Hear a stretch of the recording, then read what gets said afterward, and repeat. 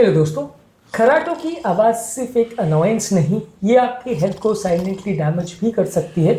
आपको ये समझने की ज़रूरत है कि ये जो खर्राटे की आवाज़ अक्सर आपको परेशान करती है, जो आपके हस्बैंड, आपके स्पाउस या आपके फैमिली मेम्बर से आप अक्सर सुनते हैं, परेशान होते हैं, इरिटेट करते हैं, आपको ये समझने की ज़रूरत है कि ये सिर्फ एक न्यूसेंस या एक अनोयंस नहीं है, ये एक बीमारी का संकेत हो सकता है जिसे इग्नोर करना उस व्यक्ति की हेल्थ के लिए नुकसानदायक हो सकता है। आज हम समझने का प्रयास करेंगे कि ये खतरे की घंटी क्यों है और कौन कौन सी चीज़ों के लिए ये खतरे का इंडिकेटर है और स्नोरिंग की प्रॉब्लम क्यों एक सीरियस इशू है जिसे इग्नोर नहीं करना चाहिए।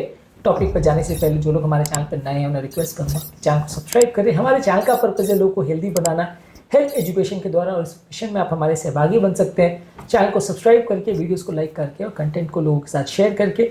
टॉपिक के दौरान कुछ इंटरेस्टिंग साइंटिफिक फैक्ट्स और स्टडीज़, कुछ प्रैक्टिकल यूटिलिटी की बातें, इससे बचने के लिए क्या कर सकते हैं, हमारा फाइनल वर्डिक्ट इस मामले में क्या है, और स्टडीज़ के बारे में आपको बताऊंगा। ये सारी चीज़ें यदि आप देखना चाहते हैं तो वीडियो के एंड तक बने रहिएगा। चलिए शुरू करते हैं।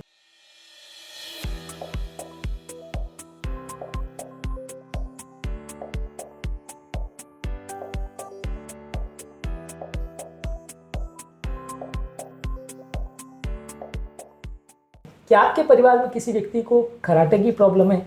क्या आपके परिवार में किसी ऐसे व्यक्ति को आपने देखा है जिसको दिन भर बैठे बैठे भी नींद आती चली जाती है? कमेंट सेक्शन में लिखकर हमें जरूर बताएं। ये जो खर्राटे की प्रॉब्लम है एक डेंजरस बीमारी जिसे स्लीप एपनिया बोलते हैं, उसका मार्कर हो सकता है। स्लीप एपनिया एक ऐसी बीमारी है जिसमें रात को सोते समय फैट की वजह से मोटे लोगों में जब खर्राटे आते हैं तो श्वास की नली एक तरह से बंद हो जाती है, श्वास की नली चोक हो जाती है, जिसकी वजह से कुछ सेकंड्स के लिए व्यक्ति का श्वास लेना पूरी तरह से बंद हो जाता है, उसकी श्वास की नलियाँ बंद हो जाती है, ऑक्सीजन सैचुरेशन ड्रॉप हो जाता है और व्यक्ति की कंडीशन बिगड़ जाती है। ये स्लीप एपनिया की बीमारी बहुत सारी दूसरी बीमारियों को भी लेके आता है, जिसमें हार्ट अटैक, लकवा, हार्ट फेलियर, बहुत सारी और प्रॉब्लम्स आती है। तो स्लीप एपनिया का मार्कर हो सकता है खर्राटे की प्रॉब्लम। इसलिए खर्राटे को प्रॉब्लम को सिर्फ एक आवाज़ या एक न्यूसेंस मान के, एक अनोयंस मान के इग्नोर नहीं करना चाहिए। बहुत सारी बीमारियाँ खासकर स्लीप एपनिया से रिलेटेड हो सकती है। इसके अलावा जब व्यक्ति को स्लीप एपनिया होता है वो हार्ट पर एक्स्ट्रा लोड डालता है, जिससे हार्ट का ब्लड प्रेशर बढ़ जाता है, डेंजरस रिदम प्रॉब्लम बढ़ जाते हैं, हार्ट अटैक और लकवे का रिस्क बढ़ जाता है। इसके अलावा जब व्यक्ति रात को बार बार प्रॉपर नहीं सो पाता है तो उसका ब्रेन का ऑक्सीजन कॉम्प्रोमाइज होता है, जिसकी वजह से दिन भर में उसको बार बार नींद आती है, वो कॉन्सेंट्रेट नहीं कर पाता, उसकी मेमोरी के प्रॉब्लम्स होते हैं, उसका ड्राइविंग करते समय या कुछ भी काम करते समय रिएक्शन टाइम बढ़ जाता है, यानी कुछ भी करने की जो स्पीड है, कैपेसिटी है, वो कॉम्प्रोमाइज हो जाती है। इसके अलावा स्लीप एपनिया बॉडी में इंसुलिन रेजिस्टेंस बढ़ाता है, जिससे डायबिटीज़ बढ़ जाता है, मोटापा बढ़ाने के लिए, और हमारी फीडिंग बिहेवियर को, हमारे जो फीडिंग के हार्मोन्स है उसको भी इफेक्ट करता है। तो यानी कि मोटापे से होने वाला स्लीप एपनिया और ज़्यादा मोटापे का या और ज़्यादा डायबिटीज़ जैसी बीमारियों का कारण बन सकता है। इसके अलावा जब लंबे समय तक स्लीप एपनिया होता है तो आपको मेंटल कन्फ्यूजन होता है, चिड़चिड़ापन होता है, काम करने की कैपेसिटी कम हो जाती है, यानी मेंटल हेल्थ पर भी इसका सिग्निफिकेंट इम्पैक्ट होता है।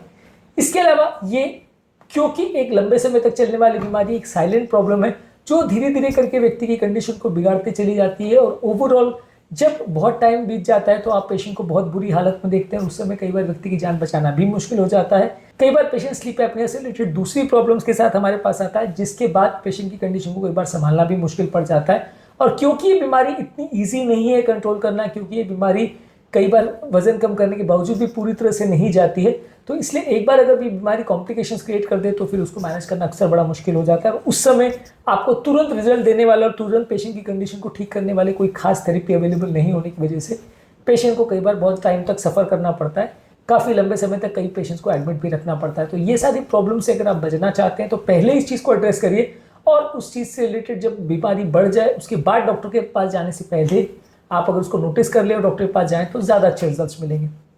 स्लीप एपनिया की वजह से लोगों का दिन के टाइम कंसंट्रेशन कॉम्प्रोमाइज हो जाता है, जिसकी वजह से रोड ट्रैफिक एक्सीडेंट और वर्क प्लेस के दौरान होने वाले एक्सीडेंट्स भी बढ़ जाते हैं। इसके अलावा कई और प्रॉब्लम जैसे हाइपरथायरॉयडिज्म, टॉन्सिलाइटिस, नेजल ऑब्स्ट्रक्शन और ब्रेन की बीमारियों में भी स्लीप एपनिया हो सकता है। यानी इस तरह के पेशेंट में बिना वजन ज़्यादा हुए भी कई बार स्लीप एपनिया हो सकता है। तो हमेशा ये मत सोचिए कि अगर खर्राटे का प्रॉब्लम हो रहा है तो व्यक्ति मोटा है तो ही होगा और मोटा है तो ही उसको स्लीप एपनिया होगा, ऐसा नहीं है। दुबले पतले लोग को जिनको थायराइड का, टॉन्सिल का, एडिनॉइड्स का, नेजल ऑब्स्ट्रक्शन का प्रॉब्लम हो तो वहाँ पे भी स्लीप एपनिया या इस तरह की प्रॉब्लम्स आ सकती है व्यक्ति के वजन नॉर्मल होने के बावजूद। American journal of respiratory care medicine में 2011 में एक आर्टिकल पब्लिश हुआ था जहाँ पे बताया गया था कि स्लीप एपनिया या लंबे समय तक जिनको खर्राटे की प्रॉब्लम है उनका सिस्टोलिक और डायस्टोलिक ब्लड प्रेशर ज़्यादा बढ़ा हुआ देखने को मिलता है। इसके अलावा जर्नल ऑफ अल्जाइमर डिजीज में बताया था कि लोगों का कॉग्निटिव डिक्लाइन कंपेरेटिवली ज्यादा होता है over a period of 5 years snoring करने वाले लोगों में एज कंपेयर टू नॉन स्नोरर्स। इसके अलावा डायबिटीज केयर में एक आर्टिकल पब्लिश हुआ था जिसने बताया था कि ऑब्स्ट्रक्टिव स्लीप एपनिया केस में 30% ज्यादा चांस होता है डायबिटीज डेवलप होने का 4 साल के पीरियड में एज कंपेयर टू नॉन स्नोरर्स। इसके अलावा स्नोरिंग की प्रॉब्लम आपकी फैमिली रिलेशंस को भी कॉम्प्रोमाइज करती है, आपके स्पाउस के साथ, फैमिली के साथ होने वाले रिलेशंस और इश्यूज को भी ये बढ़ा सकती है। कई बार इस तरह की चीज़ों की वजह से आपके पर्सनल रिलेशन कॉम्प्रोमाइज होते हैं, स्पाउसेस एक दूसरे के साथ टाइम स्पेंड नहीं करना चाहते, इसकी वजह से भी कई बार साइको सोशल इश्यूज और फैमिली इश्यूज भी डेवलप हो जाते हैं। सर्कुलेशन में 2018 में एक आर्टिकल पब्लिश हुआ था जिसने बताया था कि कैरोटिड आर्टरी में कोलेस्ट्रॉल के डिपोजिशन होने का चांस कराटे लेने वाले लोगों में ज्यादा होता है एज कम्पेयर टू वो लोग जो कराटे नहीं लेते हैं। और ये चीज़ हमेशा समझ लीजिए कि ऐसा नहीं कि बहुत सीवियर है, बहुत ज़्यादा खराटे लेने वाले लोग कोई प्रॉब्लम होती है, कई बार थोड़े खराटे या थोड़ा बहुत माइल्ड स्नोरिंग का प्रॉब्लम भी जिनको उनको भी तकलीफ आ सकती है। तो बेसिकली स्नोरिंग का प्रॉब्लम एक छोटी समस्या नहीं, एक बड़ी समस्या का मार्कर हो सकता है जो कि स्लीप एपनिया और उससे रिलेटेड कई बीमारियों के इंडिकेटर माना जा सकता है। इसलिए आपको इसके बारे में सावधानी रखनी है। स्लीप एपनिया के बारे में यदि आप जानना चाहते हैं या स्नोरिंग से बचने के टिप्स जानना चाहते हैं तो इसके लिए हमारे चैनल पर ऑलरेडी काफ़ी सारे वीडियोज़ हैं, उन्हें चेकआउट जरूर कर लीजिएगा। हमारे स्माइलिंग फाइनल वर्डिक्ट ये है कि स्नोरिंग की प्रॉब्लम को इग्नोर मत करिए, ये काफ़ी सीरियस इशू हो सकता है और कई बार जब आप इसे इग्नोर करते हैं तो लंबे समय में कई तरह की प्रॉब्लम्स लेके आ सकता है। इससे बचने का प्रयास करिए, सही समय पर जब ये प्रॉब्लम चालू हो तो ही इसका ट्रीटमेंट करने का प्रयास करिए। वजन को कम करिए, अल्कोहल और सेडेटिव्स अवॉइड करिए, नेजल स्ट्रिप्स या ह्यूमिडिफायर का प्रयोग कर सकते हैं, डॉक्टर से चेकअप करा सकते हैं, स्लीप पोजीशन को चेंज कर सकते हैं। ये छोटी मोटी टिप्स हैं जो स्लीप एपनिया से बचने में या स्नोरिंग की प्रॉब्लम को कंट्रोल करने में आपकी मदद करेगी। उम्मीद करूंगा कि आज के टॉपिक में कुछ नई बातें जानने को मिली होगी। आज हमने खराटों की यानी स्नोरिंग की प्रॉब्लम की सीरियसनेस के बारे में डिस्कस करी। जो लोग हमारे चैनल पर नए हैं मैं रिक्वेस्ट करूंगा कि चैनल को सब्सक्राइब करें। हमारे चैनल का पर्पस है लोगों को हेल्दी बनाना, हेल्थ एजुकेशन के द्वारा। इस मिशन में आप हमारे सहभागी बन सकते हैं चैनल को सब्सक्राइब करके, वीडियोस को लाइक करके, कंटेंट्स को फ्रेंड्स फैमिली के साथ शेयर करके।